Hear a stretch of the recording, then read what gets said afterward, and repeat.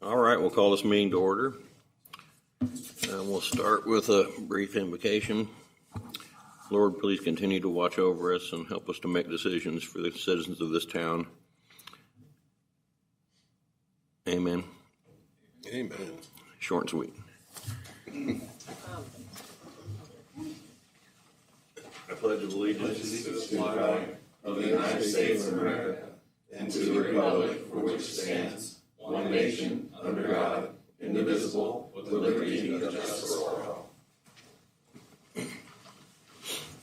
Hey, Bill, make sure. Oh, we're doing that first, right? Yeah. Okay, we'll call this public meeting to order to discuss the rates and fees. All you're up.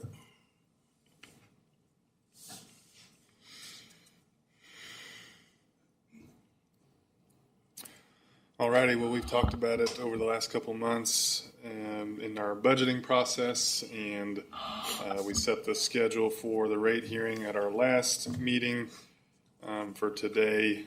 So just as a reminder, we've got two proposed changes to our schedule of rates and fees for today. The first being that to increase water rates, that comes out to approximately 3.5%.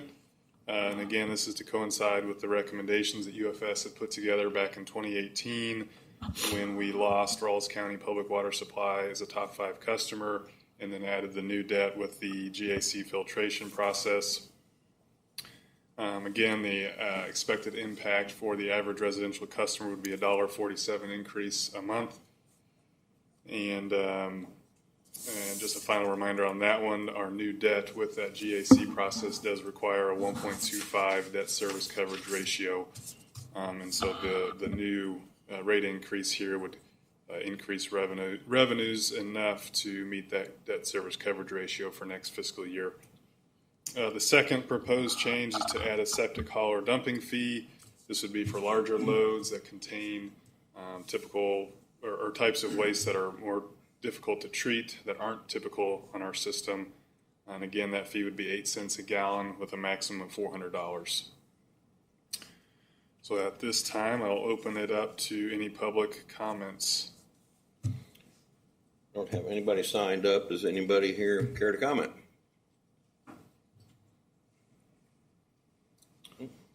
Hearing none, I'd say we can move on. Alrighty. Thank you very much, and we'll approve the new schedule of rates and fees later on in the meeting. So, thank you. So I need to adjourn that, correct? Okay, I need a motion to adjourn the rate hearing. So moved. Second. All in favor? Aye. Aye. Okay, well, we will move on to the consent agenda. Do I hear a motion on that? So moved to approve. Second. Oh, all in favor? Aye. Aye. That is passed. One more time, do we have any comments, Mike? Do you have any? No, sir. Thank you. And Corey? Okay. We'll move into the general manager's report. Thank you very much. I'm actually going to be fairly brief because after my comments, we're going to be turning the time over to Kyle Hamig of GDS, who's our consultant on electric hedging and purchasing and those things, and he's going to give us a little bit more.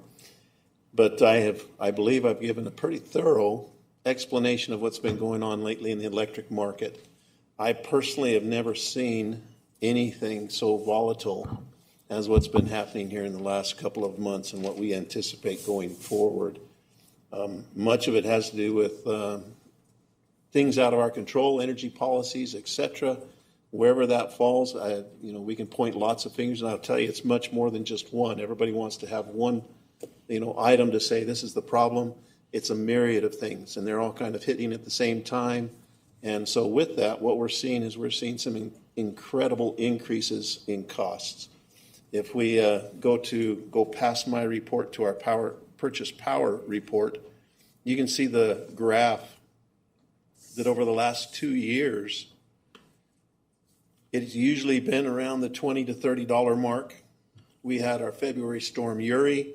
That jumped it all the way up to 60 plus, and we thought that was absolutely horrible, and it was. It really hit us pretty good.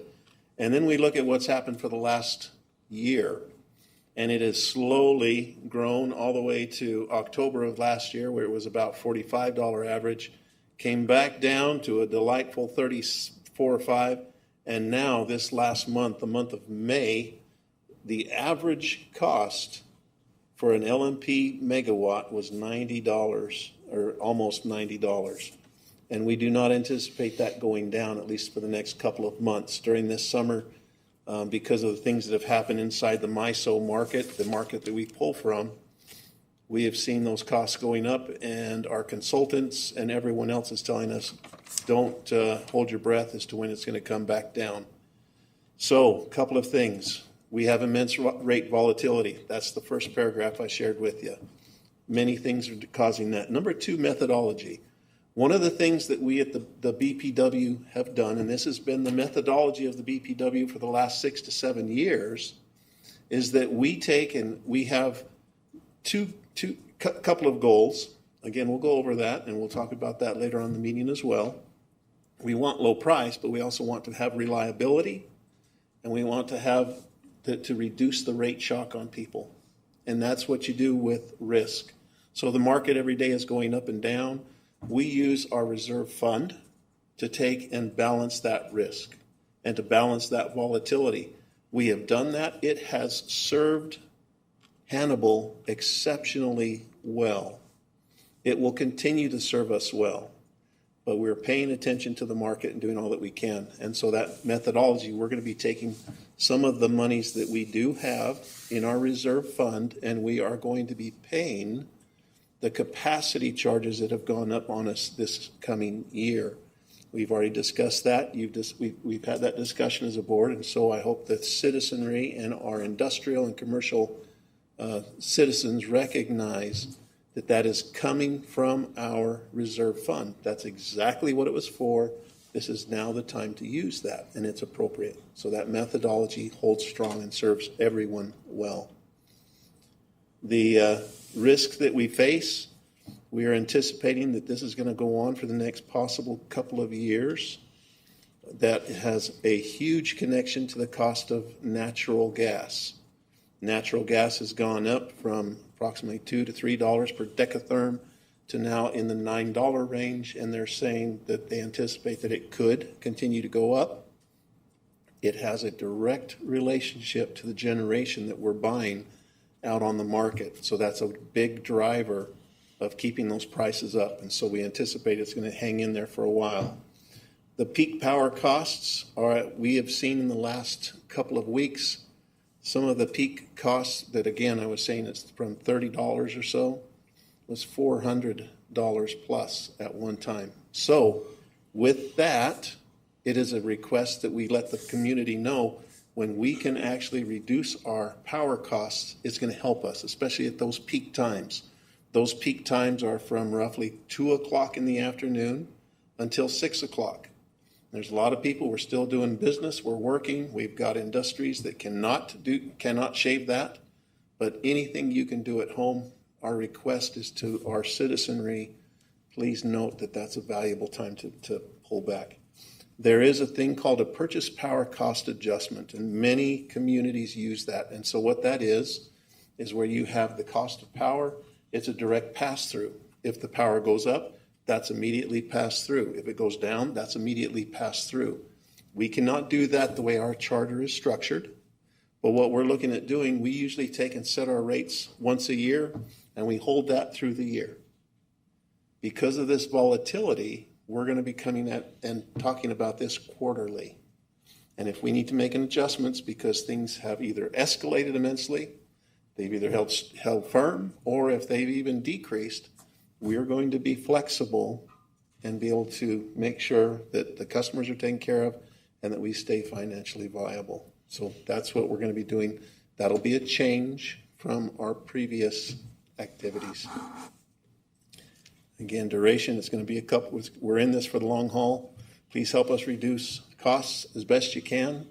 Be wise. If you turn in the summertime, you turn your AC up a couple degrees, that helps a lot. In the wintertime, you turn it down a couple degrees, that helps a lot. So those are things that are requested. And we have on our website, we've got a lot of things out there that you can draw from to get information to get educated on. That concludes my remarks, unless you have questions of me. I've got a couple of things.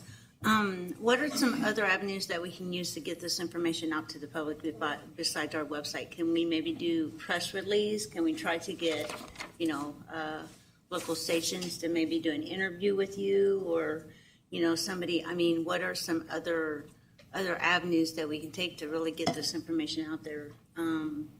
Because you have to use so much now. I know the internet is very relied on, but it's not the only way.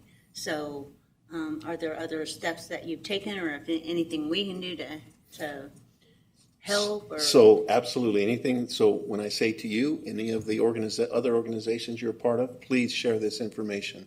We want it to get out. We have multiple media offerings. When I say the website, we've got Facebook, we've got the website, we've got several other things. And Michaela Robbins, who's our public relations officer, she's hit all of those. So that is getting out. We will probably, your recommendation that maybe we do a bill stuffer, that might be something we do. And usually after I have this, that goes out after this meeting, we've got journalists that are very good at picking this up, making it a part of the Courier and that offering. So I believe this is part of that outreach. And I think you and I had discussed, but I really think this is an opportunity where we could reach out to City Hall and maybe get the mayor pro tem, maybe some information out through there, because people really tend to listen to the information coming out of City Hall. Not that they don't out of the board, but Understood. City Hall really, when the mayor puts out a press release about something, or that type of thing, it seems to kind of reach pretty broad too. So maybe we could maybe reach out to City Hall and have them to kind of carry on the information, how to decrease the usage also, but what the board is doing to Excellent. to cover. I don't know how to ask this next question, but I hope you guys kind of understand. So currently, where we're at on our marginal pricing, with where our rates are right now, this is going to be hard, but I hope you understand. Where our rates are now, whereabout is that as far as the marginal pricing on what we're paying? Like, is it $32? Do you understand what I'm asking? If we were and then to- how much over are we? I mean, anything over that, I understand that, we're covering with reserves, but is there where the marginal pricing is, where our rates are set, what we're charging our customer, kind of where that is? Do you understand what I'm asking? So the price, so are you asking?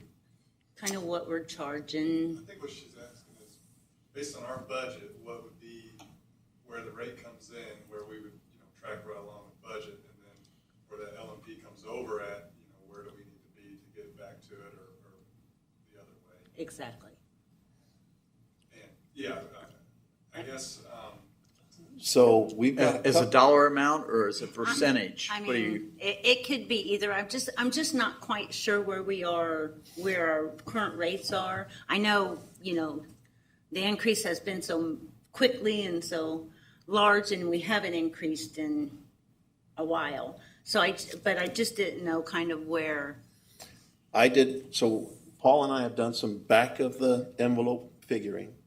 If we were to take the capacity charge and pass it on fully to our customers, the average customer would pay about $75 a month more. And so that's what we're taking and making sure that does not touch our customers. Now, Paul's going to talk in the financial side. There are so many moving parts. One of the things that has been go back about 3 months, there's called an ARRFTR, which is a measure of the congestion on lines. And we actually had a great benefit from that, which helped hold prices down. So we were actually benefited from that. That has now completely gone away. And we are now seeing a benefit from Prairie State, which has offset some of the higher costs. And so we're still holding close to budget.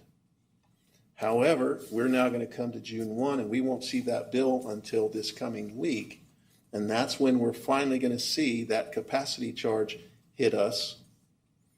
And we're not certain that the Prairie State benefit is still going to be there. So that's why this volatility is coming in that bill that we receive.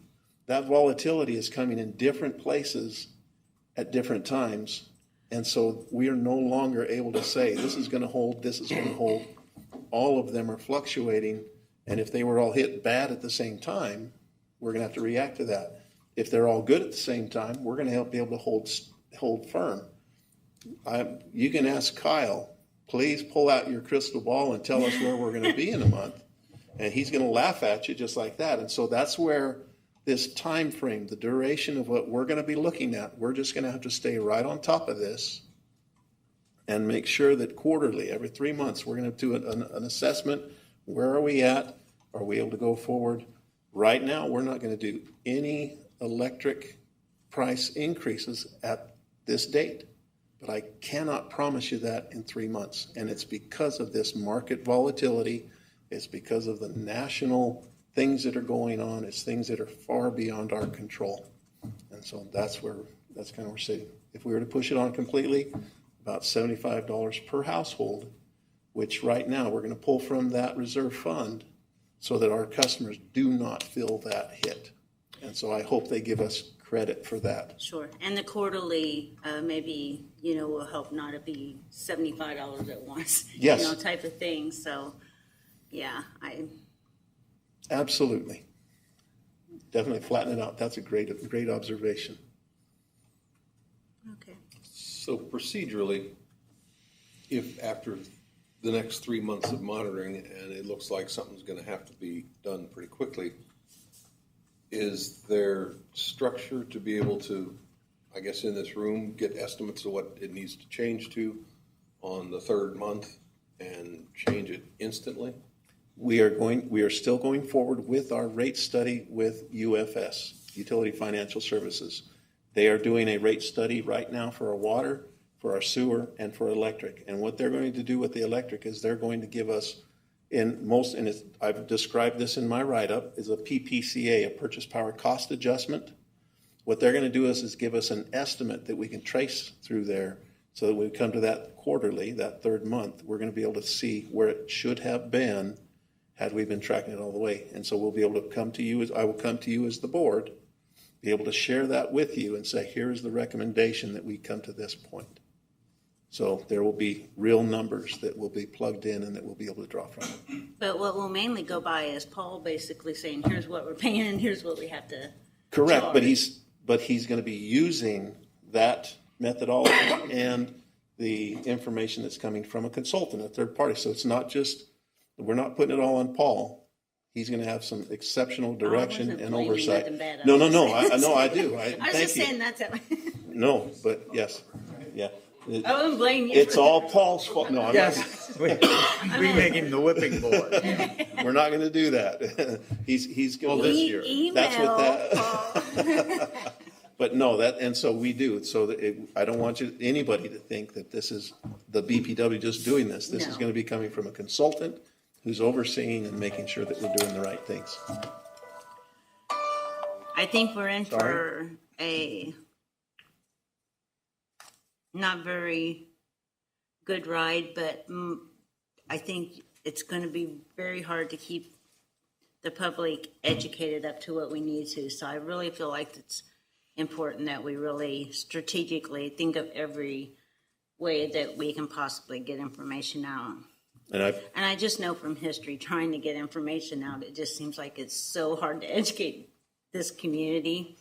So any kind of avenues that we can. I've already done it. I did it after our last talk. I moved my, and I did my dad's. I did, kind of told my family, and that's kind of the way I went.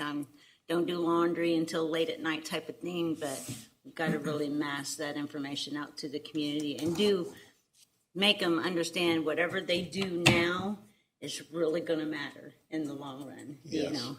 So I think that's important that they know if you do this now, it's could potentially save this community a lot of money, the citizens of the community. So anything I can do, let me know. But Thank you.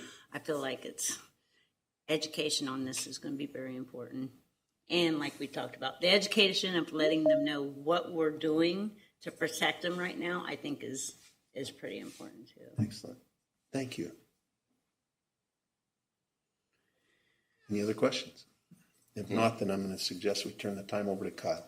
Yeah, let's do that.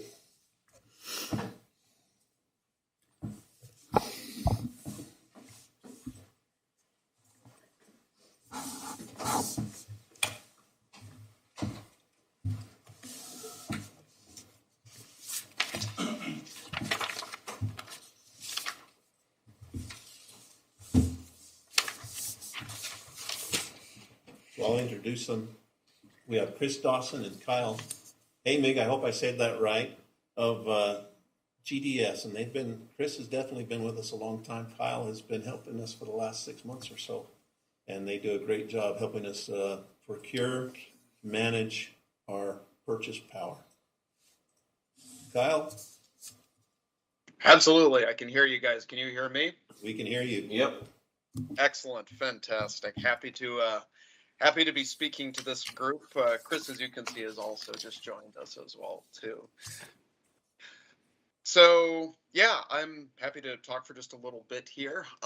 So I joined GDS on March 15th, actually. I'm relatively new. I've had 16 years in the power industry. The majority of them were actually up at a municipal power agency up here in Minneapolis, where I'm based. So yeah, it's been some really interesting times. I've been watching a lot of the same markets that you guys have been dealing with and everything. And yeah, this is a fascinating time. I'm really happy to be working with you guys, and without doing any further, let's move into it. So just as we get started, by the way, here too, guys, just as a little thing, don't wait for pauses or the like. When you guys have questions, just go ahead and bring them up. Okay, interrupt me mid-sentence. I don't mind. That's just how I roll on a lot of these things. So yeah, I want to talk with you guys rather than at you. That's important, So just bring up questions as you come along, and we'll have ourselves a nice conversation.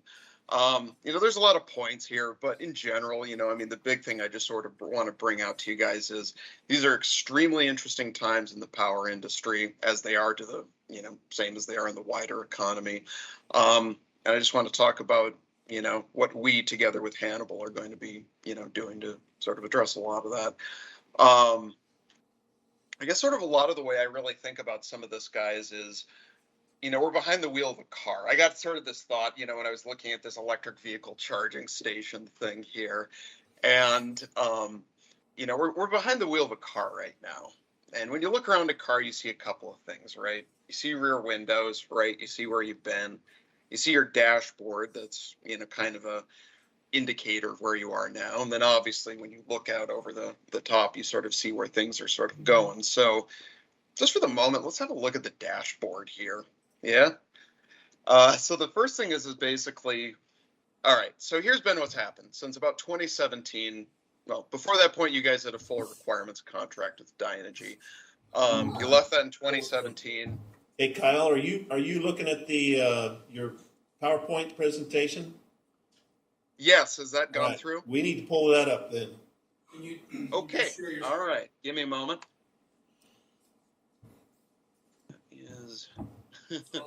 That would be helpful here.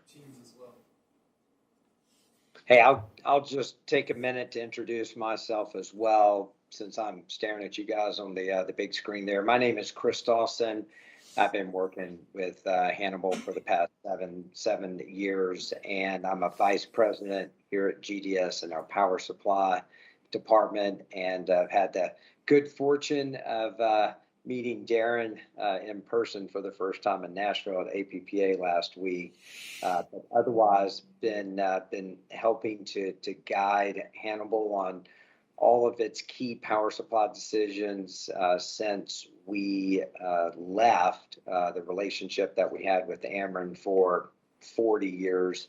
And glad to have Kyle here to help. Let's tag team this thing today and walk through and answer all your questions. I've also had the good fortune to be in person at the Utility Commission meetings in the past. So I'm glad we were able to make this virtual workout, but my preference is always to be there in person. So looking forward to the conversation today.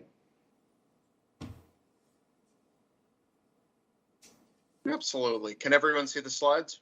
Yes. Yep. Excellent. Okay, great. All right. So, as we mentioned, you were under the Ameren Dynegy sorts of things since up to 2017. Currently, the way things are standing right now, you've got Prairie State, you've got marketer products, and a lot of the rest of it is met by the MISO market here, be that in terms of directly the MISO energy market or the MISO capacity market. You've got one summer product, by the way, that's been going for a little while here. This is the last year of that. More on that in just a minute here. So power supply tends to operate at different times and in different sort of lengths, right? This is basically just an idea of just how things are in terms of a month by month sort of basis here. Prairie State, you see that that's relatively constant with the notable exception of when you have scheduled maintenance outages. You've got the summer block product, which you can see right there, right in the middle of the screen there. And then the rest of the time, the remainder of your needs on an hour by hour, day by day, month by month basis are going to be met by the MISO market there. And just as a rough idea of what your energy needs and how they're served, 70% of them or so are currently being met by Prairie State. Marketer purchases an awful lot less. That's going to be more in the range of about 12%, and then the rest, the remaining 18% or so, is being met by the MISO market. This has been up, for the last several years, actually, a relatively successful strategy. You can see over the last few years, basically, how your wholesale power costs have performed. Wholesale, just as a general reminder here, is going to be everything that you would count as far as your overall power supply costs and also the transmission costs that you end up paying as part of that service here. You can see that things were generally in the $70 or so range earlier in the decade, and now they've sort of, up until through the end of fiscal year 2021, we're sort of more in the low 20s or so. So, that's fairly good news there. Digging more into how things have been for this particular year. So you can see back in the summer of last year, that was when MISO prices started to really start to go up again for the first time in quite a long time, actually. That's why you were seeing things that were in the 50s, 60s overall, as far as what you guys would be seeing. It's natural that you would expect prices to level off and descend a little bit just because of normal seasonal variation. We see a bit of that in the fall and also a little bit in the winter there as well, too, to a lesser degree. This last spring has actually been a somewhat interesting situation. For April of this last year, we were actually at a point of where your actual wholesale power cost was only about $2 a megawatt hour. That's extraordinary, but didn't last for very long. As you guys can see, from May, things sort of bounced right back up there. So you're seeing something in the 70s. This is where we're starting to see, in particular, a lot of the market turmoil and a lot of the markets really, really going up, that we'll dig more into in just a second or so here. This is meant for your utility fund has been basically that for a lot of this particular fiscal year, you've generally been in fairly good shape. You've been able to add to your utility fund in general. Your rates are roughly at about, the intel I have is a little bit under 10 cents a kWh. The general cost that you've had has been typically around 8 or so. As I said, April was a very good month. May was actually something where there was a little bit of an impact on the fund, and that's, as far as how you've sort of operated in the past, I think you've relied a lot on the utility fund, and that's been really, really excellent. But I mean, as we'll see here shortly and dig into, there are slight limitations to that also as well too. So this is the dashboard of where we are. What questions do you guys have?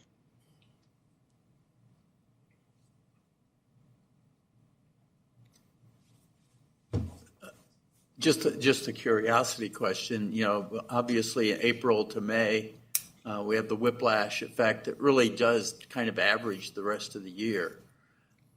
Is that projecting forward reasonable from May?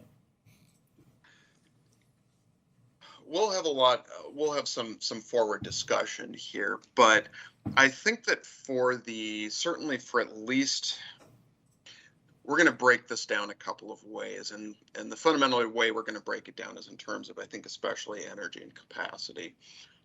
In terms of energy, I think we can certainly expect to see some. We can expect to see May as basically how things are going to be for about roughly the next year or so. After May, it's or so from a year or so from now, that's going to be a little bit more of a projection there. But I mean, it certainly looks as if, at least on the energy side, we're going to be seeing things, fairly expensive. So the curve really isn't going vertical. The next few months is going to be more static at the May rate. It's going to be closer to the May rate. Yeah, that's correct.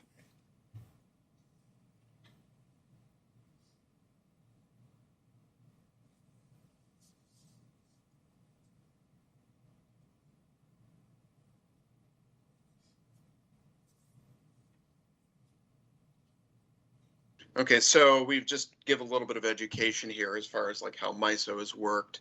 In general, I mean, how it typically works is that, as I hinted before, I mean, you sort of buy incremental energy and capacity from MISO.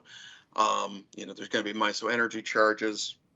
Keep in mind that with MISO, basically, you're balancing on sort of an hour-by-hour sort of basis there, right? So, with MISO, it's a very convenient and easy way to be able to just sort of do that. When it comes to capacity charges are structured a little bit differently. First of all, an important thing to understand with capacity is that capacity credits are actually completely logically separate from the energy that you're buying on an hour-by-hour sort of basis, right? There are contracts that you can certainly obtain that are simply energy only. You can buy capacity completely separately from energy. Some contracts, you're able to put the two together, but it is always a discussion about, well, are we talking the energy side or are we talking the capacity side, right? And the key thing with the capacity is that rather than being an hour-by-hour concept currently, as it's structured right now, it's an annual sort of concept. Okay. So with all that said, a lot of the other items, they're basically just passed through. As far as transmission charges, that's going to be something that currently you guys are in the Ameren zone. That's who you end up dealing with. You've got facilities charges. Then you've got taxes, franchise fees, and so on.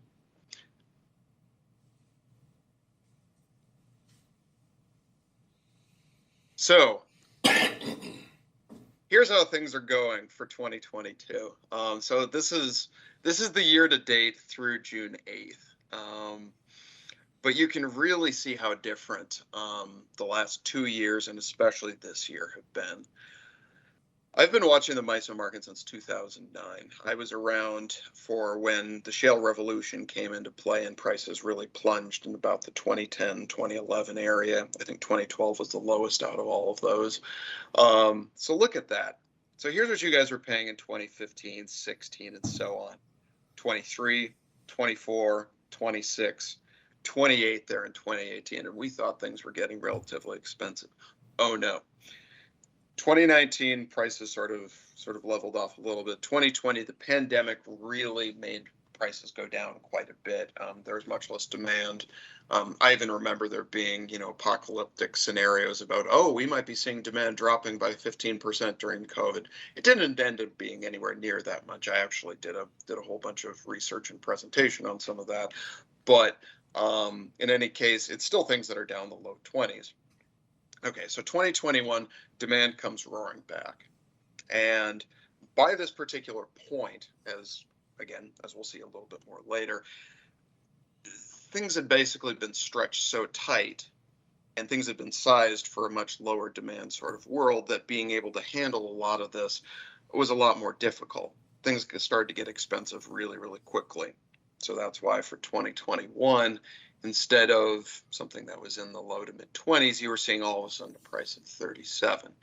Now, admittedly, for 2022, keep in mind, I mean, we don't have a few of the cheaper months of the year, the Novembers and the like of the area. But that 37 has gone all the way up to 52 there. So that's where energy is at in MISO.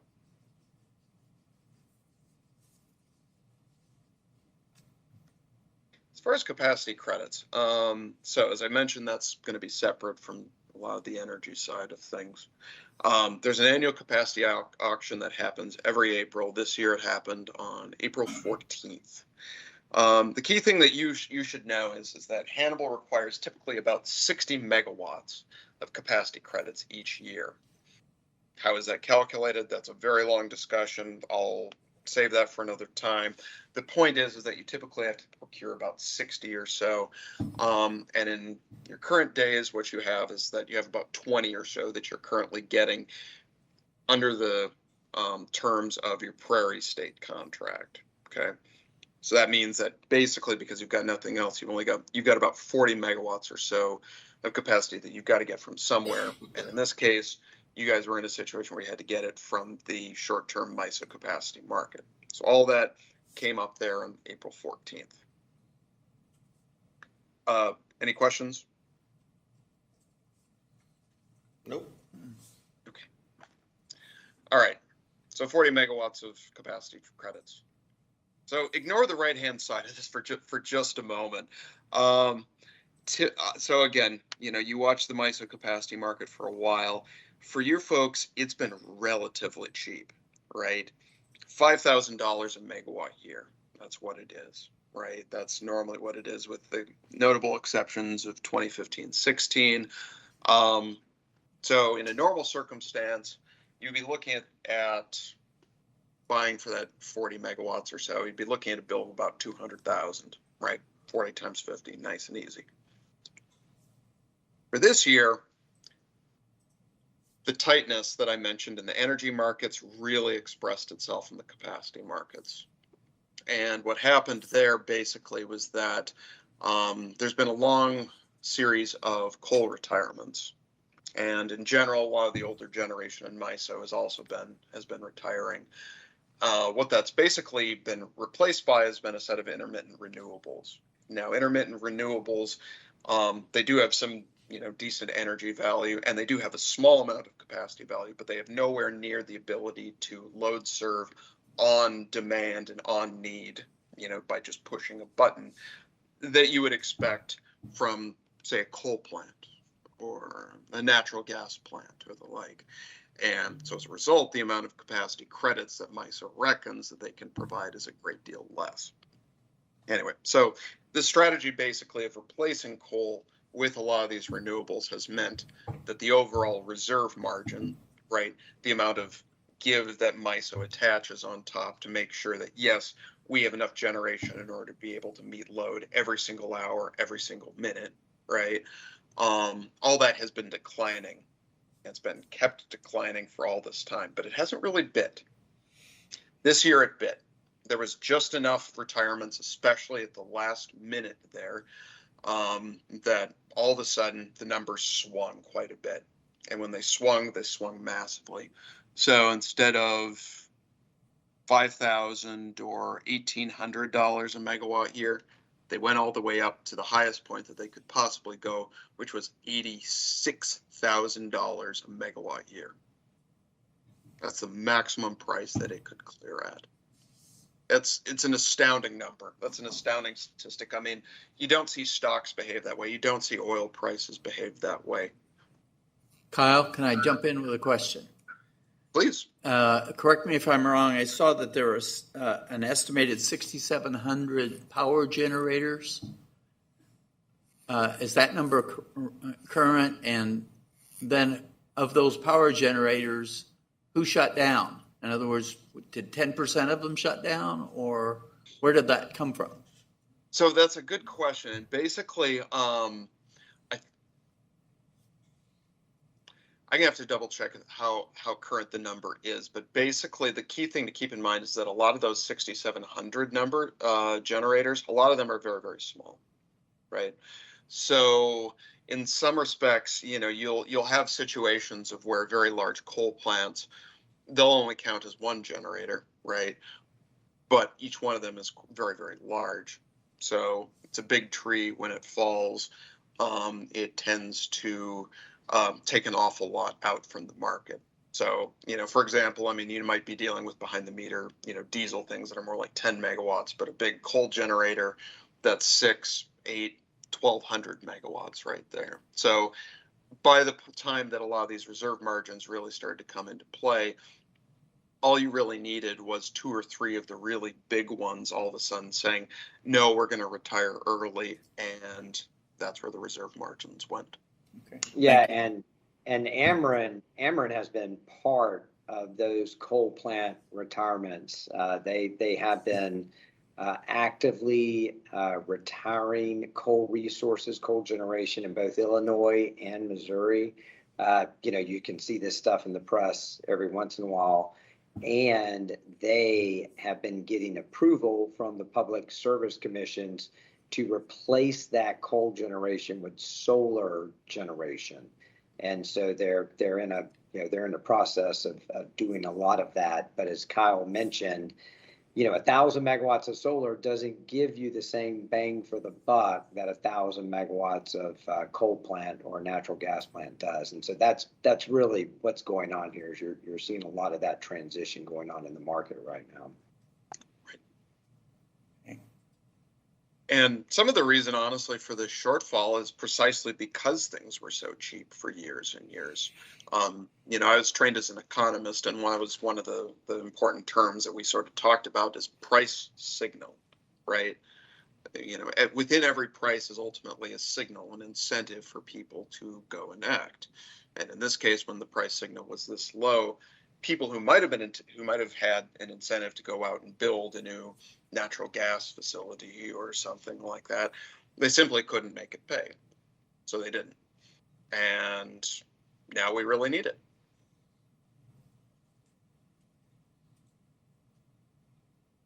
So I've mentioned some of this, but that's basically what it is. I think that the key term to much of this, and this isn't actually just the power business. This is also with natural gas. I would even say that this applies a lot to areas like supply chains and shipping, right? I think for me, a lot of the key story is really underinvestment. There's just been a long sort of standard operating procedure that there isn't the iron put into the ground. There isn't the infrastructure put into place that they can be able to meet high demand in situations like this. I mean, natural gas is a great example of that. The early 2010s, natural gas prices were really, really cheap. And part of the reason for that was that there are all these small producers who are going out to the Bakken or the Marcellus shale or wherever, and they were just going out and just drilling. They wanted to just have as much cash flow as possible.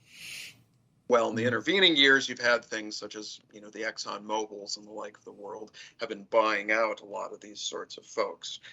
And their big mantra, what they tend to say in a lot of the financial press, is capital discipline, right? And what that means is that basically they don't just drill, they tend to dial back a lot on that sort of thing, right? So there wasn't a lot of spare capacity. So then when you have something like Ukraine happen, in the short term, it's not really that big of a thing. I mean, long term, there's going to be markets for LNG. Power is now going to be competing with LNG for natural gas. But I mean, in the short term, it's already operating at capacity, right? In fact, there was even there was even a fire at the Freeport facility in the last couple of weeks that originally they thought it was going to be a fairly small outage, but now it's going to be something a great deal bigger. And so what that's meant has been that's actually been a noticeable drop in about the last week or so of natural gas prices, which is interesting. Anyway, the point being that natural gas market has been unusually sensitive to these sorts of things, and you've also got a situation where because of all these coal retirements, you simply can't have coal ramp up a bunch, right? A lot of this stuff's already gone, and so that's a lot of the reason that between gas and also between power, there just hasn't been the slack there in order to be able to meet this particular situation.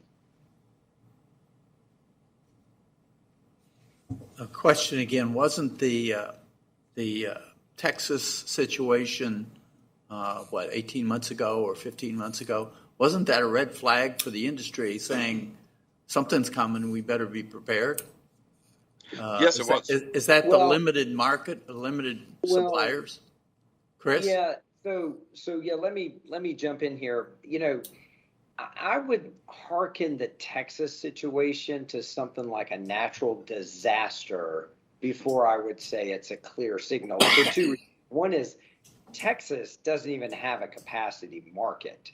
So there's not even a signal for folks to invest or build capacity. So that's a different model from everything that we're in here in Missouri.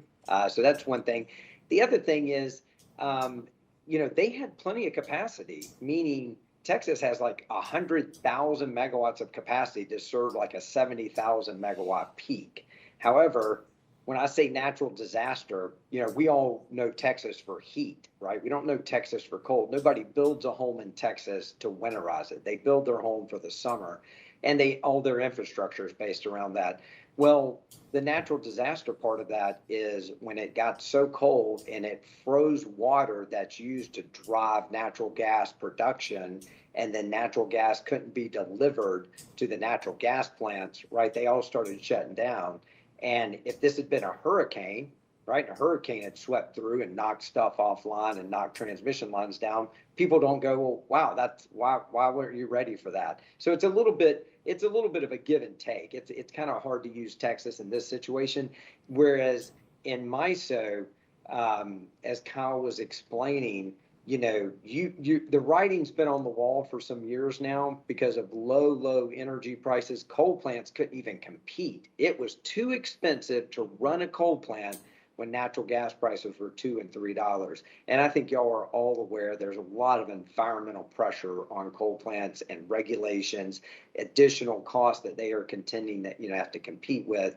And so that's a confluence of events. And so I will agree with you on this, similar to Texas, you start bringing a confluence of events together, you are going to create a disaster. And that's about where we're at right now, is looking over a precipice. Thank you. Yes, and the other thing I'll just add to that point is that even when lessons are learned, when you're talking major infrastructure decisions, it also takes a while for these things to filter through the system. It is not something that's just instant to the like, right? Plants have to be built, transmission lines have to be built. Some of these things are many year processes, and it takes a long time for these things to really adjust. So we'll just talk real briefly about some of the trends in the industry. Some of these you guys may have heard before in a few situations, so I'll just sort of get through some of it. Solar panels are cheaper. Similar to what we've talked about, supply chain issues have been a crucial part of things. Battery and energy storage, smart meters, load management, interesting things. There's also been FERC Order 2222, which is intended to enable what we might call distributed energy resource aggregation. Basically, people going out and taking small retail level, it can be load control, it can be batteries, it can be whatever, putting it all together, packaging it, and being able to make it into a product that you would see in wholesale markets like MISO and the like. So that's been sort of a principles level document. There's still going to be some arguing over what exactly that's going to mean, but interesting things are ahead. And then you've got electric vehicles, and then market operations there as well too. Got the natural gas market. As I said, this has been steadily increasing since about the early 2021. You can see the blip there for the Texas event. I believe that was known as Winter Storm Uri. So you can see how that really sort of goes up there. And then you see sort of a upward trend all the way up to the last few months. Now, if you look at these dotted lines right here, these are forward curves. This is essentially the ability of participants to be able to buy forward contracts in natural gas, right? So if you look ahead at this, this is what's interesting. So the sort of peach color or the orange color there is March. 2022 is June, just a few days ago. So if I was looking to go ahead and buy a little bit of natural gas a few months ahead of time and arrange for that, I would have been looking at something more like $5. If I'd done that last week, I would have ended up paying something like $9 later this year. It's $4 in MMBTU difference, or expressed just in sort of rough power market terms, $30 a megawatt hour, 3 cents a kilowatt hour. That's a lot. That's a pretty huge swing in a pretty short period of time right there. Interconnection queue has been hot. Big thing that you can see if you look at a lot of this, there's the type is a little bit hard to see sometimes, but the point is, you don't even see coal as a term here, right? As far as what to build, you do see a little bit of gas, but it's just this little tiny sliver that only shows up in just the odd project or two, and that means both combined cycle, sort of, you know, the larger scale projects, but also that of like a combustion turbine or the like. But all of these that are in there is wind, solar. A hybrid project is going to be something that would be basically realistically it's going to be solar plus storage, and then you have standalone storage projects. But you can really see the way that pretty much anything that's getting built today is either solar or, I mean, there's like some wind that's getting built there in the north, but the vast majority of this is solar and storage. And for everyone's benefit, the interconnection queue, what that really means is generators that are trying to be built, they have to get in line with ISO to ask for transmission service. So they have to be interconnected to the MISO transmission system. So this is like a look forward at the type of generation that's going to be coming online in the near future. Right. There is a process that they have to go through to ensure that the grid can support what they're able to put out. So, so that's clearly a huge part of, you know, new generation getting built. And you can really see actually here on the right, you can see how things have really been ramping up and changing in just the last few years there. Look at how much solar there is.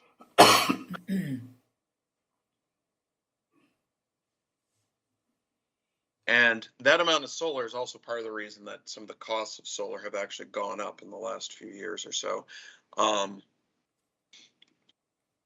There's been, you know, certainly the supply chain issues. There's even been regulatory proceedings. There was something that was recently in front of the Department of Commerce, a complaint that basically outfits that were buying panels that were being done in China were trying to get their way around tariffs on Chinese imports by sourcing some crucial components from Southeast Asia. Now that's been sort of put on hold or put in sort of a nebulous sort of position with some recent executive actions. But the point is that supply chain still definitely plays a lot into the calculations here.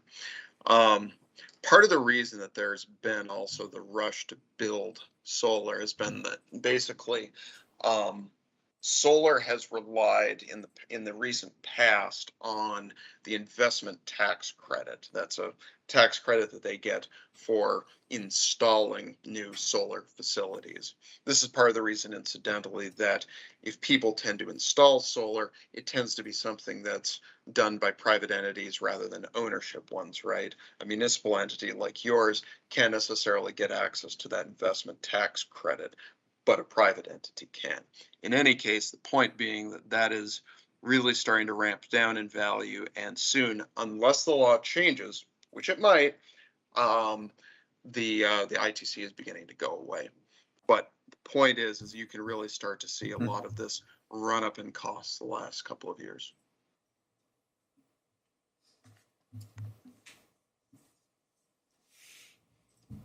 Before I go any further, any questions?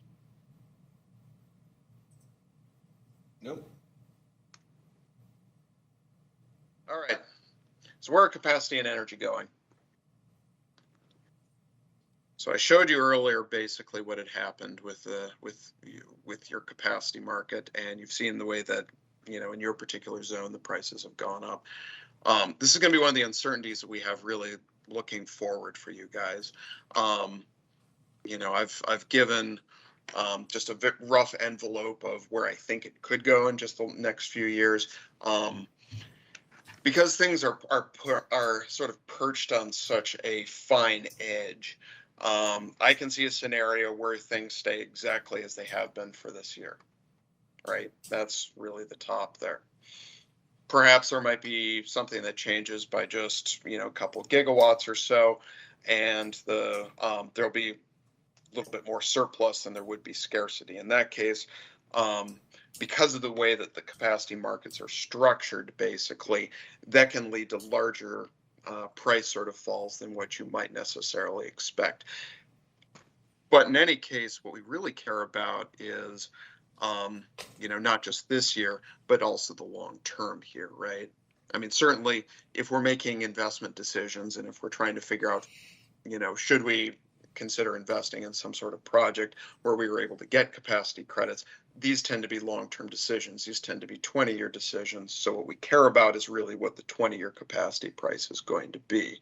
And for that, I think what I tend to think of it as a bit like the old biblical line, right, from I think it was the book of Genesis, 7 fat years and 7 lean years, right? We've had a number of fat years up until this particular year. Everything's been relatively cheap. We have now had a lean year. It's very possible that there might be more lean years there. But this boom and bust sort of dynamic is something we're going to keep seeing time after time here.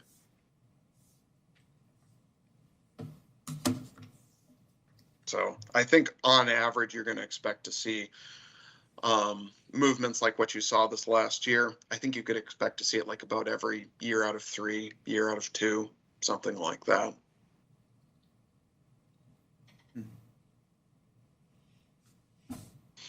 On the energy side, as you can see, we've got the Prairie State Energy Campus that's still going, will be going for quite some time here. We've got the summer block purchases. These end up actually at the end of the summer. Currently, we've got nothing to replace that, and that crucially to set up to tee up for a little bit later is something that we're working on for you folks. Grain Belt project. I'm happy to hear from those who are plugged into the Missouri legislature that it sounds like things have gone fairly well at the Missouri legislature, and you know, while nothing's 100% certain, there's some reasons for optimism. The latest we've heard and the latest we're hearing is that it's going to be in place possibly somewhere in the 2025, maybe a little bit later range. What I was particularly pleased to hear when I was read into the project was the pricing on that. $26 a megawatt hour on average over its full 25 years. That's excellent.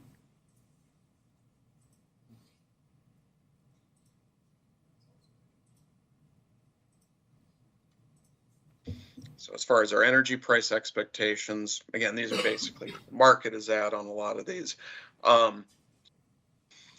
The solid line here has been recent history, all the way through into the May range. Okay. The dotted lines are, of course, the forwards. See, of course, how much higher they are than, our more recent levels there, right? Now, what's interesting about a lot of this is that basically what the market is saying, both in the natural gas level, which ends up flowing on to the power level, is that there's going to be some scarcity in natural gas for about the next year or so until about May or so of next year. That's going to be what makes things especially elevated between now and then. After that point, there might be a little bit of, there's going to be a little bit less pressure, and because of that, prices might be a little bit cheaper and level off at that point. But in any case, I mean, that's where the market is at right now. There's a lot of uncertainty. News can happen. Things can change.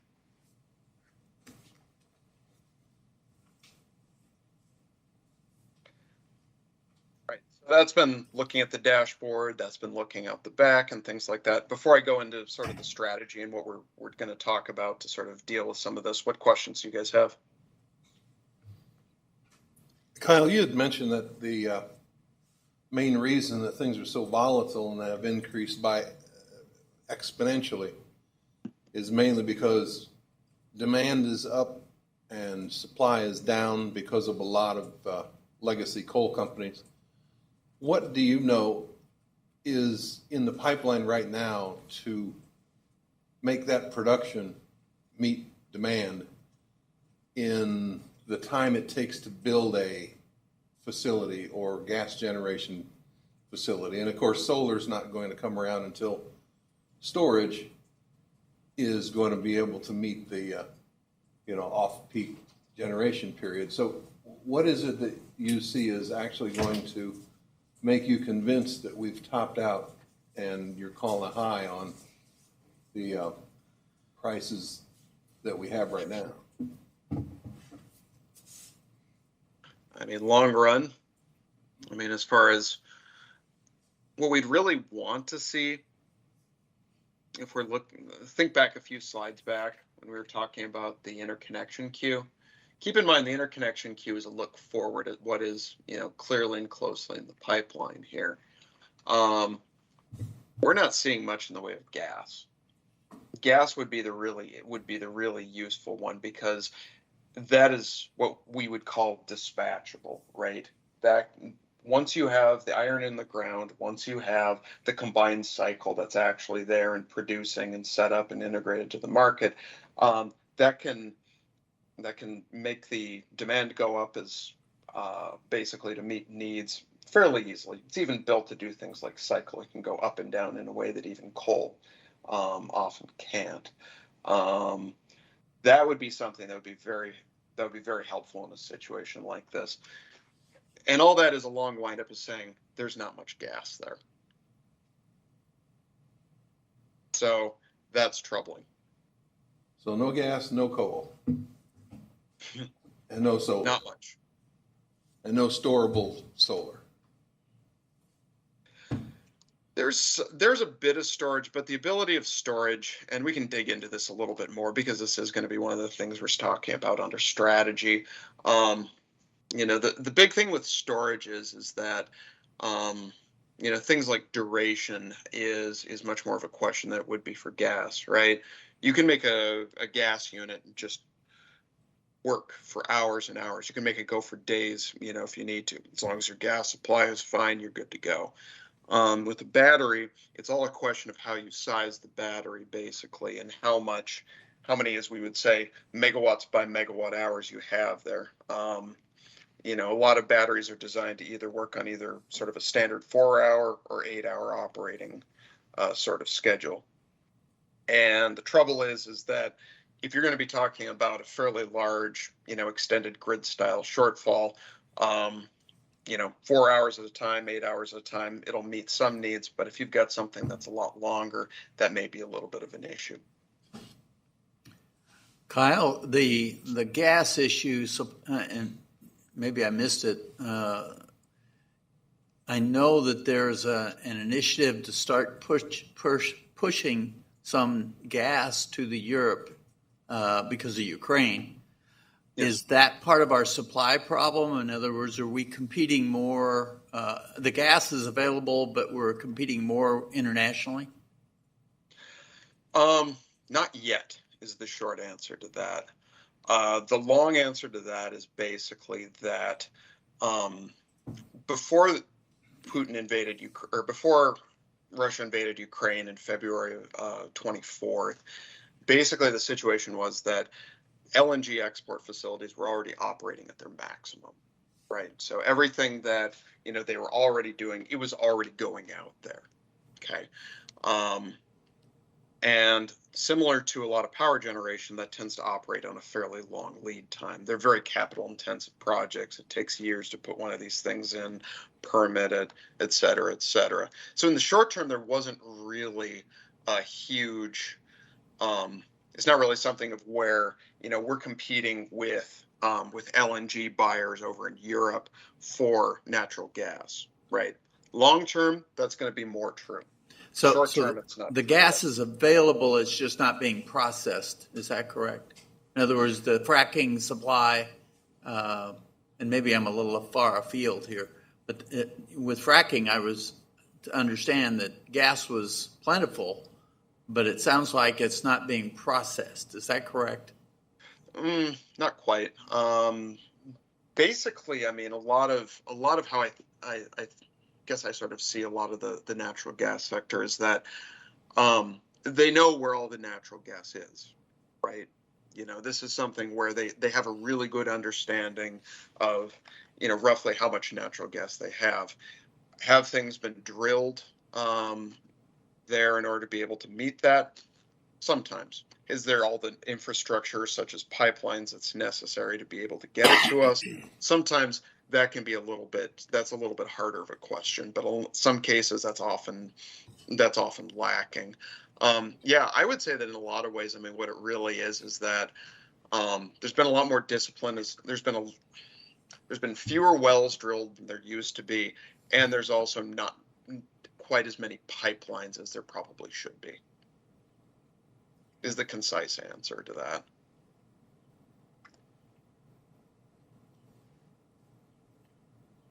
Yeah, gas used to look to find a home. Sometimes people were just putting it in storage, and now gas doesn't have to look to find a home. They've got ready and willing buyers who are willing to pay a lot of money for it.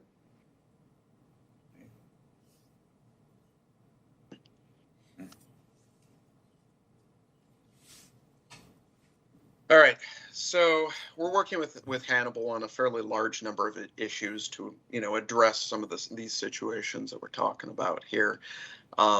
Here's a short list of a few of them. So we've got a RFP that we're working on as far as solar and batteries. Big promise for that is that provides both long-term capacity credits and also provides some energy as well too. So it works to provide some energy during daylight hours, which is when things tend to be more often than not more expensive around, MISO, and also it gives you the long-term capacity credits. So all that's quite nice. We're working with them also on a series of short-term RFPs.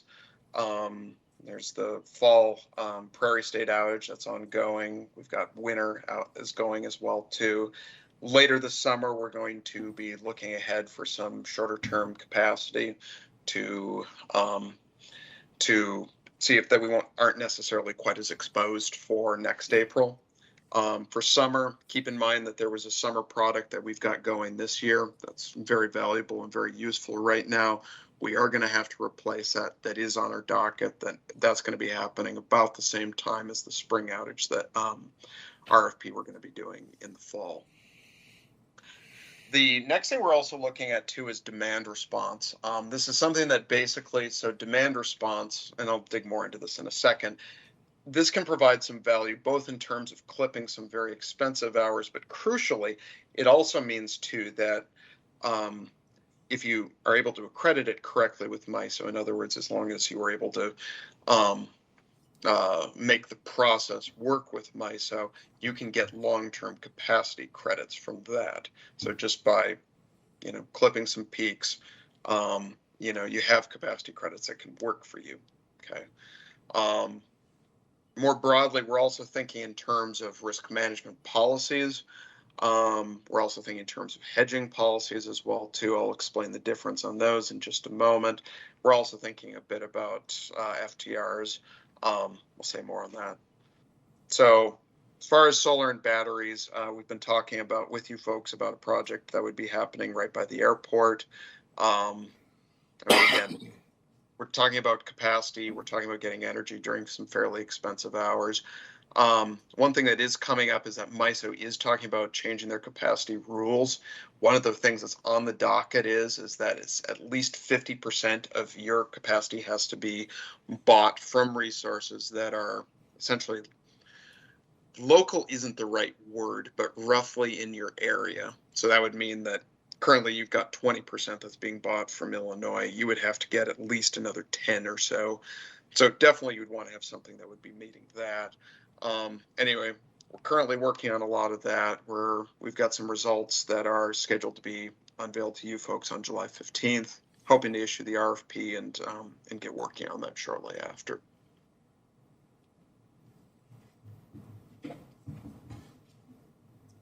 So we're going to go up from a 30,000 foot level down to a little bit lower here. So we're thinking a bit about risk management policy. One of the things we've noticed recently has been that actually, as far as MISO's processes are concerned, they have their credit requirements actually require you to have a risk management policy on hand, so that if MISO would ever ask, well, what are you doing for a few sort of specific risks, we'd like to see what your practices are, that you could show them, well, this is our basic standard operating procedures on that. It's also in general sort of a best practices sort of document. So what a risk management policy typically does is it'll answer questions like roles and responsibilities. What is with the board? What is with the general manager? What sort of authority is delegated? It also requires you as well, too, to think about how you report risk and sort of talk about it, even just within Hannibal itself, right, within your organization. So the things that it requires more specifically is it does require you to think a little bit about, well, what they call market risk. They require you to think about credit risk, and then they also require you to think about liquidity risk, which is a fancy way of saying, in some respects, can we get finance when we need it? Can we get can we get dollars essentially when we request for them? Things like that. So that's basically one of the things that team at GDS is working on.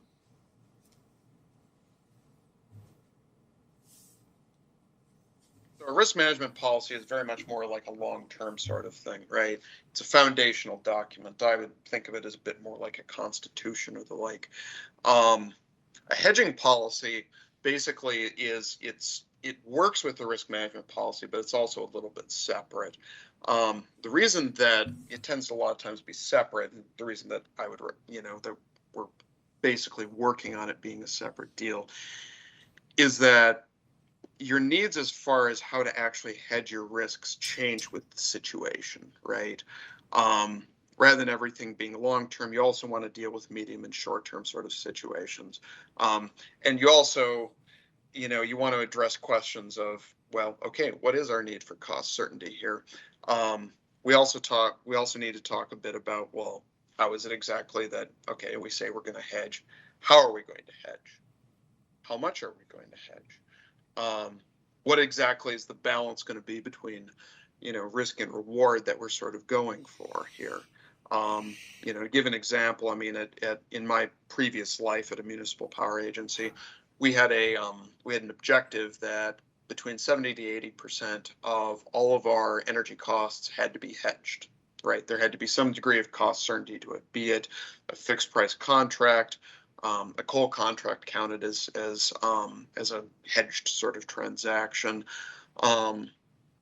or it could be under something that's much shorter term.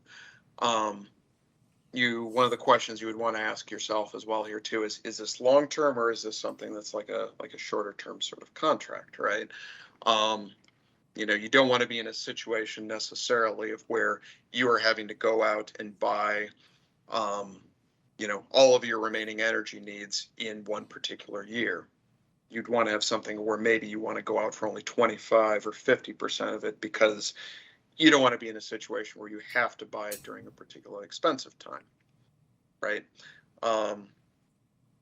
One of the questions that also comes up in a hedging policy is any instruments prohibited? I mean, we wouldn't recommend necessarily that you guys do complex derivatives, but this is one of the sorts of questions you want to ask yourselves about. So think of it as more just like a systematic look at a changing portfolio. So, okay, more concretely, let's just talk about the hedges that we're working on. For the moment, what we're working on for the here and now, while we nail down a lot of these policies, is some of the shorter term, contracts that we would be looking at. So right now, what's going on is basically the fall outage for Prairie State. We also have some of your winter needs as well too, that we've gone out for pricing on. We've got back some indicative offers as far as 1 year. We've thought about some variations also as well too. But this is something that's a priority, and we are hoping to lock up in the very, very short term here, like within the next few weeks.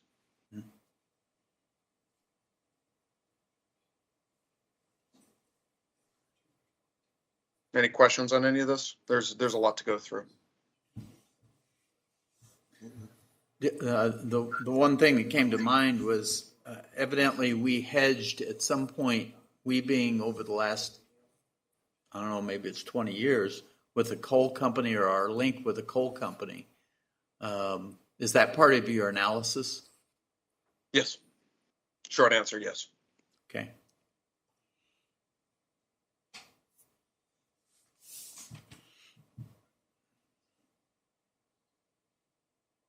As I mentioned with demand response, this is a way to get MISO capacity credits.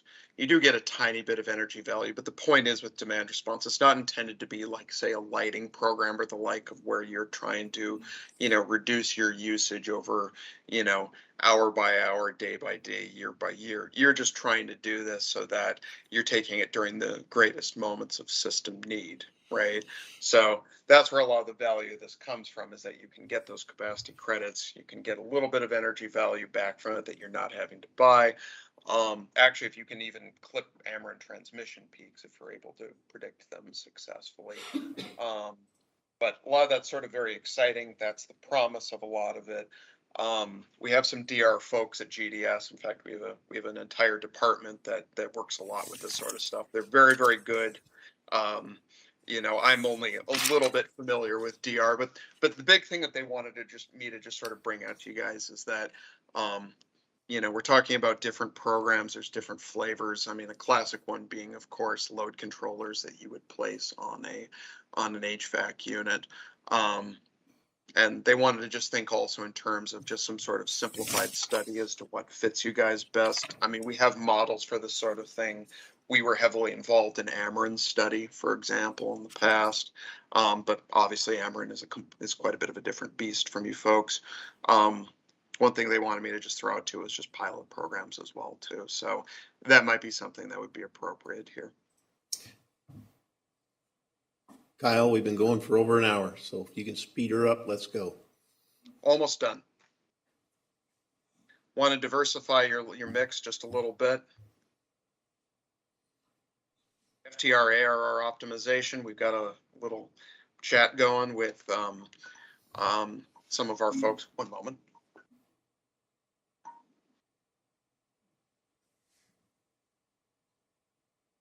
we've got and so where all this is leading is ultimately, let's think in terms of where things are going to be in terms of energy and capacity for Hannibal. So you can see here in the near past, 2019, 2020, 2021, everything was about prairie states, block purchases in the market there. Okay. Now, again, none of this is set. This is all just a possibility. This is where things can play out here. We can have some new short-term hedges coming in so that the amount that we have to buy from the market is a great deal less. Realistically, a solar or battery system is going to take a while longer to really come into play. So that's not going to be until at least like 2025 here, probably. Grain belt, I conservatively put that down for like 2026 here. That will be something that'll be fairly useful as far as your energy portfolio. So I guess what I would say on energy is just keep watching the space. And as far as capacity, a similar sort of situation. You had the diesel units, those left, and then going forward for next year, we're hoping to have some short-term capacity hedges. We'd hope that solar and battery would be able to provide some long-term capacity credits, as we would hope as well too for demand response. And we're going to keep doing some short-term sort of capacity hedging there. So that's sort of our vision of where things could potentially go. So that's what I had, guys. What other questions? I've got a question for Chris. If you were sitting in this seat next to me, is there something that is glaringly obvious to you that we're missing? No, definitely nothing glaring and obvious. You know, it's similar to everything else in your everyday lives, right? I'm sure there are folks that probably started, you know, trying to purchase a home or started trying to do renovations. And all of a sudden you find that things are difficult to get a hold of. Things cost a whole lot more. There's project delays, there's cost delays. You try to buy a house, you try to refinance a house, right? Mortgage rates are over 6% now. All those things have implications that a year ago we weren't even talking about. So what we try to do is help you stay diversified, right? You don't ever want to be locked into your 401k or your pension plan with one stock, right? You want lots of different options, lots of flexibility so that when something is going well, it's helping you out. When something's going bad, it's not killing you. And that's what we try to do on the power supply management stuff, is take a disciplined approach, lots of different things, and a lot of the ideas that Kyle mentioned, we've been talking to the Hannibal team about in a lot of detail about how we continue to stay diversified and how we can control our destiny, right? At the end of the day, we need to provide rate stability for our retail customers and help preserve the integrity of the utility. And that's what a lot of these ideas are all about. And we're doing a lot of similar things, right? Hannibal's not the only one that's faced with this, right? Ameren, everybody else in Missouri, everybody else in the Midwest, same issues, same complications. You just have the good fortune already having some long-term assets, like, for example, Prairie State, the coal plant, right, that just provides rate stability, low-cost energy that is not based on natural gas prices right now. So that's good. And we're just trying to supplement that with other things. So nothing glaring, nothing obvious that we're missing. It's just a pain point in the moment, and all we're trying to do is help plan through it. You sound like my stockbroker. I hope you like him.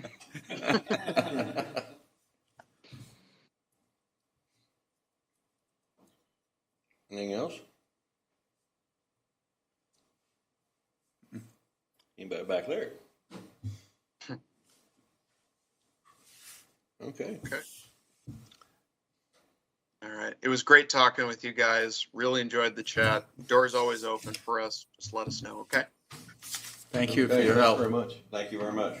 Yeah, we appreciate y'all's time. You have a good evening. Have a good one. Bye, guys. That was long, but it's a very complex item, and it's very, very, very important. Is that recorded? Okay. Good. Sometimes it takes me twice to catch all of that, or 3 times. Okay. I believe, Matt, you're up.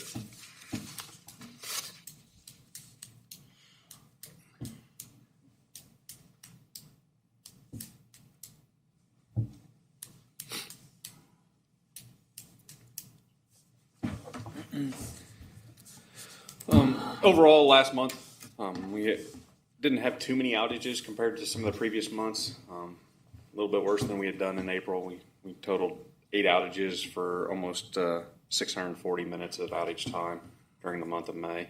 April, we had 3 outages with a little over 150 hours or minutes of outage time. So still, we're reaping benefits of our tree trimming program that we've really took advantage of more of in the last year or so. We had wind event this last Thursday, Friday morning. Mm-hmm. Most of our outages were associated with limbs.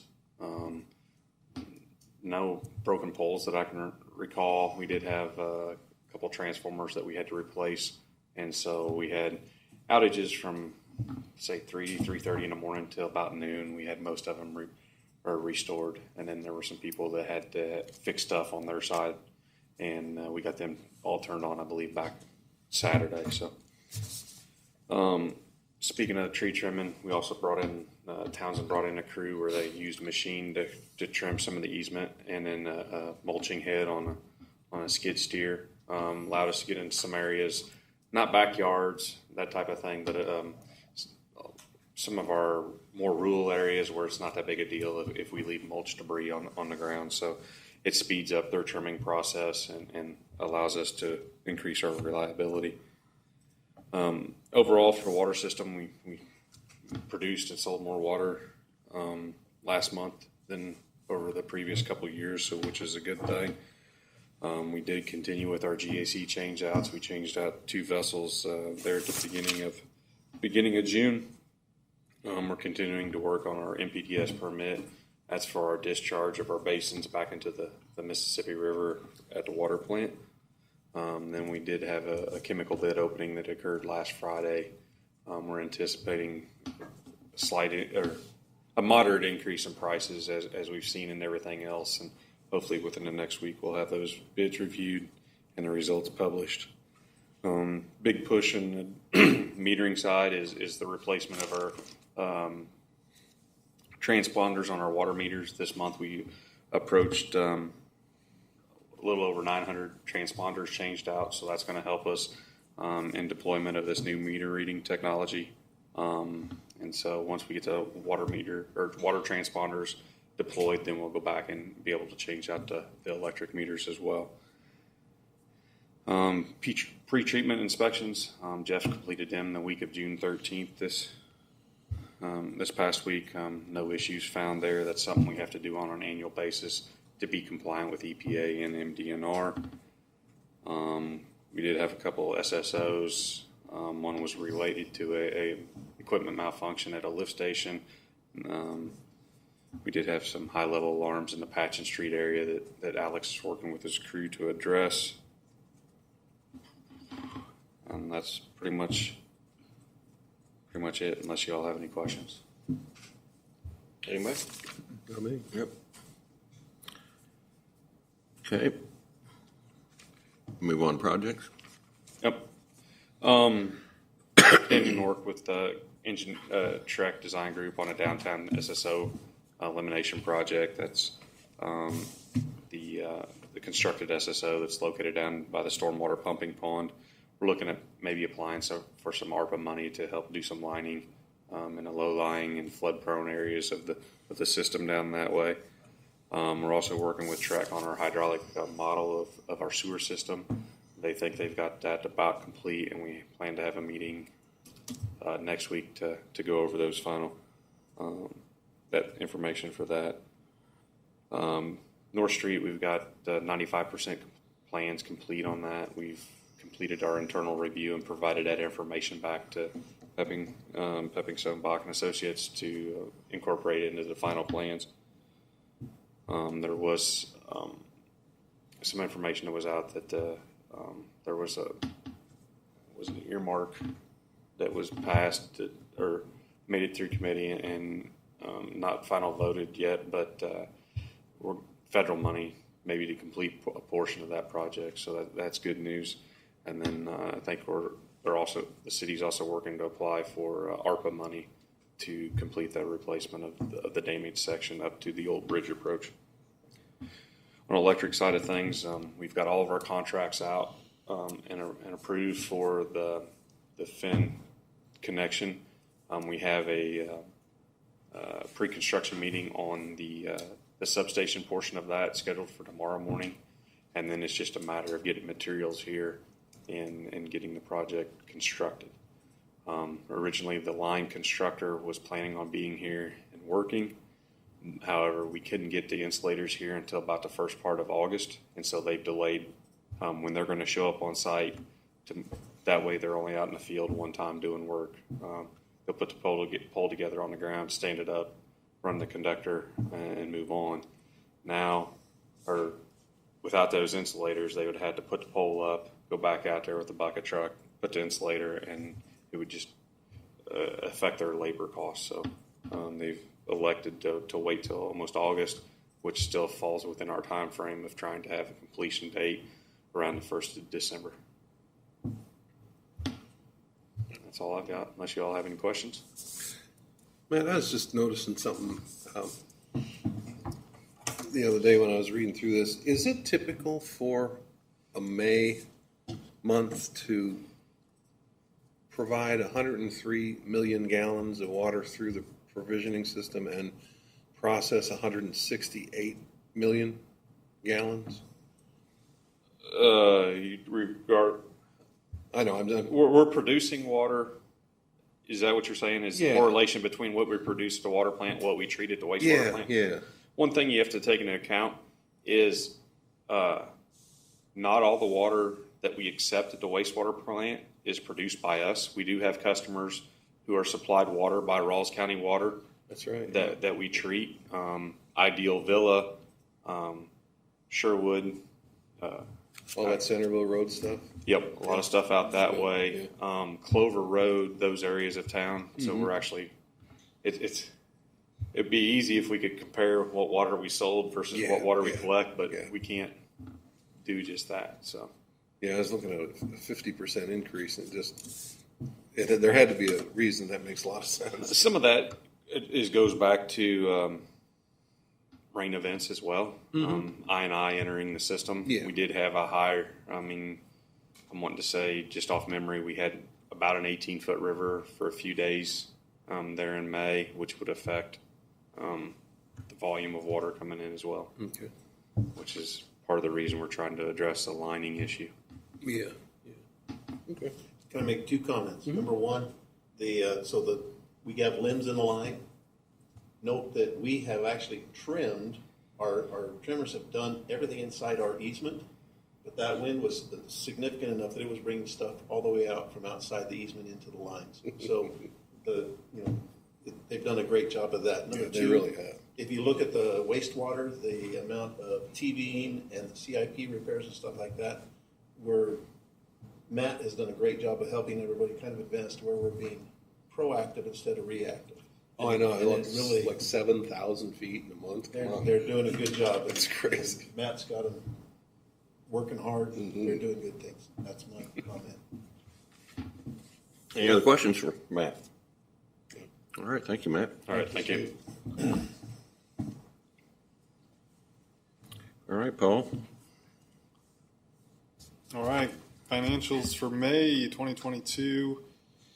We did have a substantial, starting with our balance sheet here, a substantial decrease in cash for the month of May. A couple big things there. We did go ahead and pay off the outstanding municipal utility emergency loan that we took out in response to Winter Storm Uri. The other thing we did is we bought out the leases that we had on 3 of our electric bucket trucks out there that were leased for at least another 2 or 3 years. And the idea there was to, one, reduce as much debt service as possible for next fiscal year to hopefully better meet our debt service coverage ratio in the electric fund. And then we also wanted to obviously decrease expenses as well into next fiscal year, which is why we paid off those leases. Another big payment that we sent out during May was our annual MIRMA insurance premium that we pay every year. Obviously, like anything else, that cost went up substantially. So that total check written was about $616,000. So even though the cash left in May, we don't actually recognize that expense until it comes up every month. So it only hits our income statement when it's incurred every month. So the offsets to those were the increases that you would see in current assets and the decrease in long-term debt. So utility-wide, total assets were up, or were consistent, with last month, but we're up about 12% more than a year ago. And again, that's the debt that we took out in the electric fund for the 161 project. In that adjustment, the Altech lease was a significant one too that we paid off. Yes. So that'll help the balance sheet. Right. Is that right? Yeah. So that would, we paid those off. About $600,000 left on those leases that we will no longer recognize in lease expense for the next couple of years. And we did retain ownership of all three of those trucks, just to be clear as well. So we still have the asset. Yeah, exactly. So income statement for May compared to budget, utility-wide net income was up by about $778,000 more than budget for May. Revenues in the electric fund were up about 13%. We had a hot month for May, which was the reason for the increase there. Purchase power costs overall were down about 40%. Revenues in the water fund were down just about 2%. But expenses were down even more at 13%. So we had an increase in the water fund. And then the sewer fund had revenues about 14% greater than budget. The main reason there, Matt mentioned it, but the line builders for the 161 project are actually going to use our wastewater plant as a laydown yard for their materials. And so they're paying us some rent for that. And so we recognize that income there. Expenses in the sewer fund were about 1% below budget, so the overall net income for that fund was $64,000. Compared to last year, net income was about $516,000 more for the same month a year ago. The water fund was consistent. The sewer fund performed just slightly better, but the electric fund, again, outpaced last year by about $500,000, and that was due to the increase in revenues and the lower purchase power costs. Did want to point out that kilowatt hour sales for last month in the electric fund were up about 9.6% from a year ago, which was substantial, but they also beat out the 5-year average. And so if you averaged out the last 5 years, we've seen a decrease pretty much every month with the efficiencies and LED lighting and things like that, but we actually had an increase last month than the 5-year average. That's only happened 3 times in the last 2 years. So that was noticeable. Year-to-date numbers now, we're looking at about $3 million of net income compared to budget. Just our base purchase power costs that we've talked about are about 1.9% over budget, but again, the Prairie State MISO credits continue to come in quite higher than expected, and those are offsetting our purchase power costs. Right now, year-to-date, those are 90% more than what we had budgeted. So we have overall purchase power costs of about 18% less. That translates to $2.4 million of savings in purchase power. Revenues right now in the electric fund are about 2.4% ahead of budget. And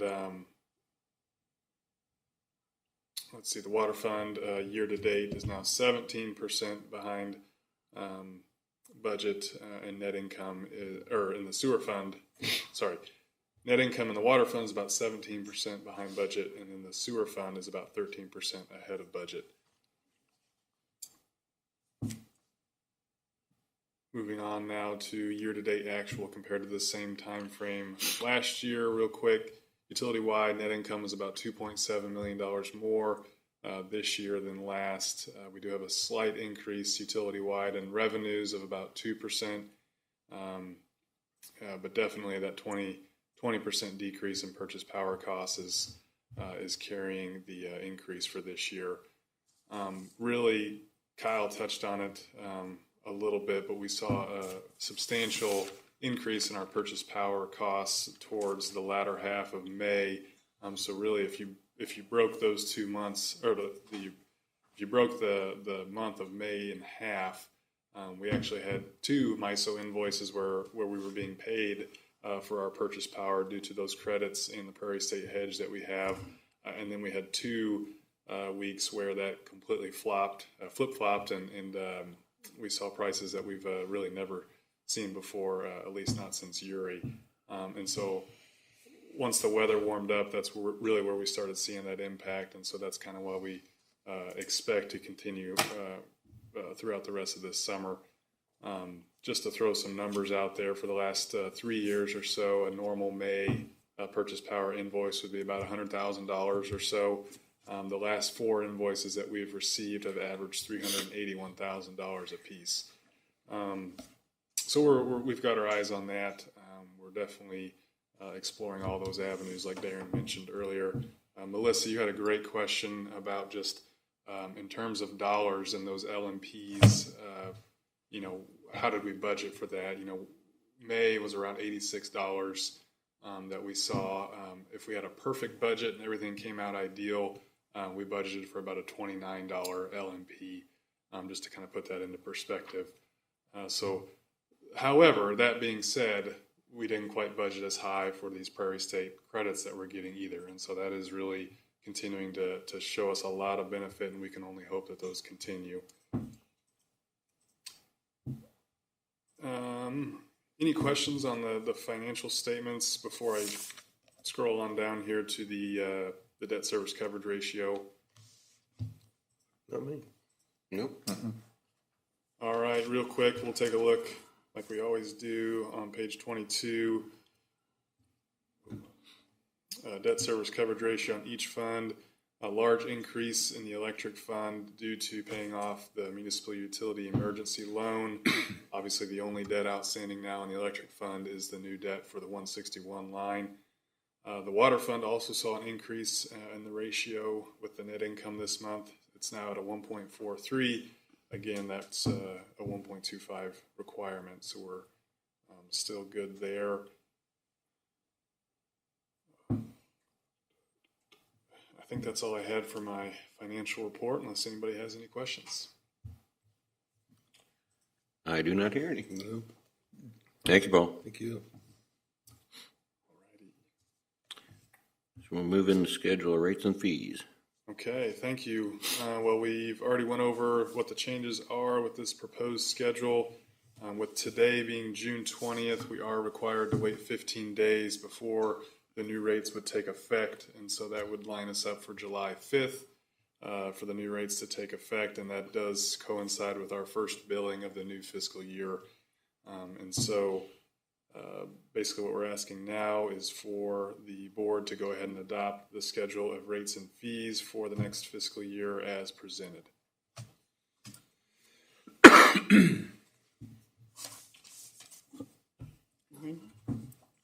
Do you hear a motion? Motion to approve the new rate schedule as presented. Do I have a second? I'll second.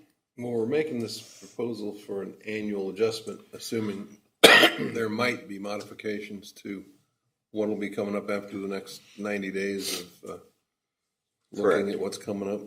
I don't know if that needs to be a caveat, but I guess we can always vote on something else. So this really is an effect on water Yeah. and That's what I the was sewer. So we're not going to touch, I don't think we're going to need to touch that for another year. So this one, if we have to do anything with electric, we'll come back to you, and it'll be specifically for electric. We will be as transparent and open everything we've got on that. So I think you can just approve this as is. Yep. All right, we have a motion and a second. All in favor? Aye. Aye. Do we need a roll call vote on that, Courtney, or no? Okay. All right, thank you.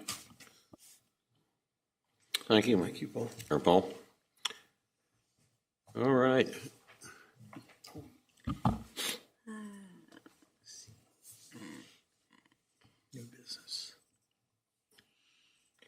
New business, Darren? All right.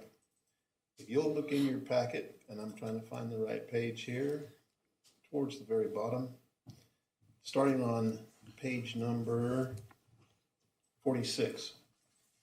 We've got two documents, and if you will allow me, I'm going to kind of cover both of them at the same time. And these are documents that Kyle kind of introduced. These are drafts. These are only proposals at the present time, but both of them, first one is a document that is our energy risk management controls and procedures. This is what kind of describes at that high level and says, what do we do? Our purpose in our hedging, the purpose in our management, and our methodology is explained in this document. That way it's written down, people don't have to question it. Just the very first introduction, it says, these energy risk management controls and procedures support the HBPW's goals of providing reliable, low-cost, and diverse power to the ultimate customers served by the HBPW. And that's what it goes through and describes. It talks about the applicability, that we are your energy provider. It talks about the energy risk management philosophy. Again, that we have to take and manage what's risk, what's volatility for our customers in price cost, and what do we do to try and maintain it at the lowest possible cost. And so some of our industrial and even our customers at home, they would rather have a number they can budget for rather than for us to always be shooting for that lowest dollar. Like I said earlier, our methodology has provided exceptionally good low-cost rates. It's the current volatility in the market that we're going to have to watch carefully. And this gives, and so I'm going to ask you to take this home. You've got a month to take a look at it, make changes, make any kind of edits to it that you would like. There's already a couple that I've seen that I want to take and cover, but that's what we have for this risk management procedure. The other item is an actual hedging policy. This is the second document. And again, this is a draft, this is a proposal, but this goes through and talks about in more finite detail the 5 things that we're going to go out and look at hedging for.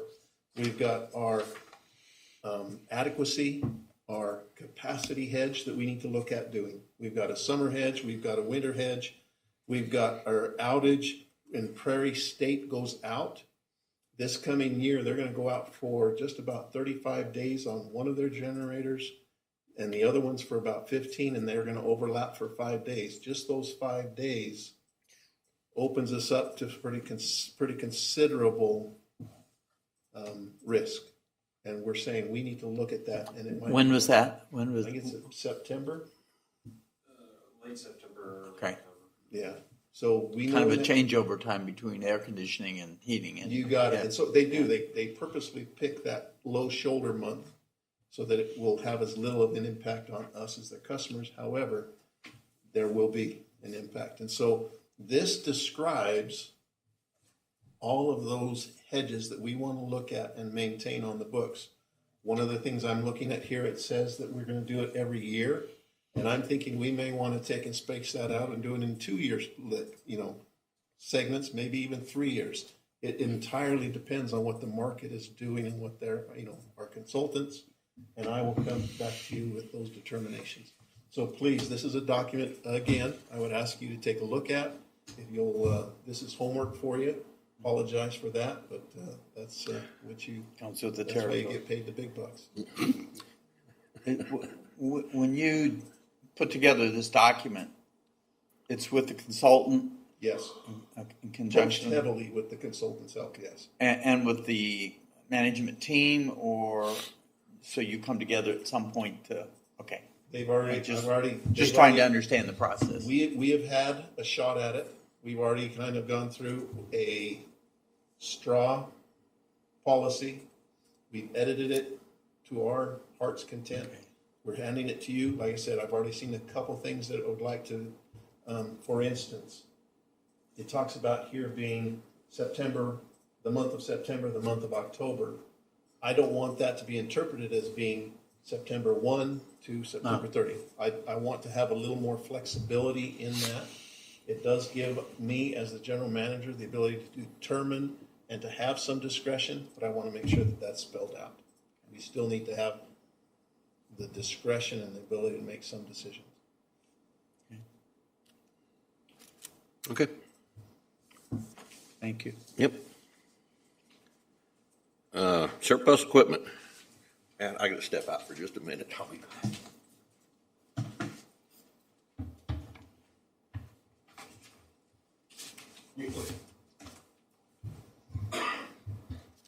All right, in your packet, you got before you a list of equipment that we've deemed surplus. This is what working with our supervisors and other staff.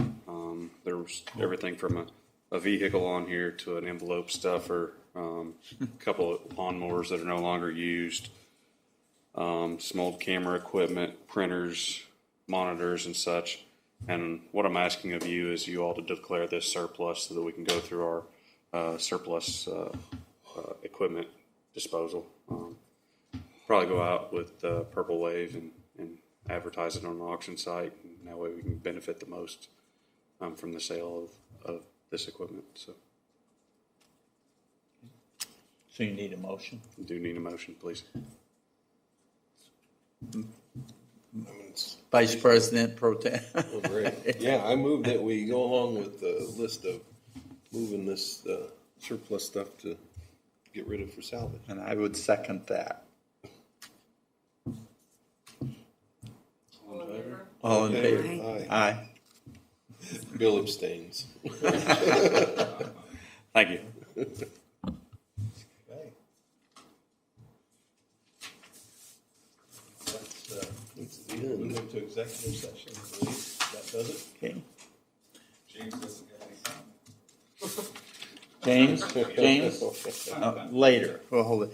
Motion to goes in closed session pursuant to section 610-021-212 of the Missouri Sunshine Law. The meeting shall convene in closed session to discuss real estate and contracts. Included are board members, along with Darren Gordon, Matt Mutzlinger, Paul Trahale, James Lemon's absent, and Courtney Harris. Second. All in favor? Aye. Aye.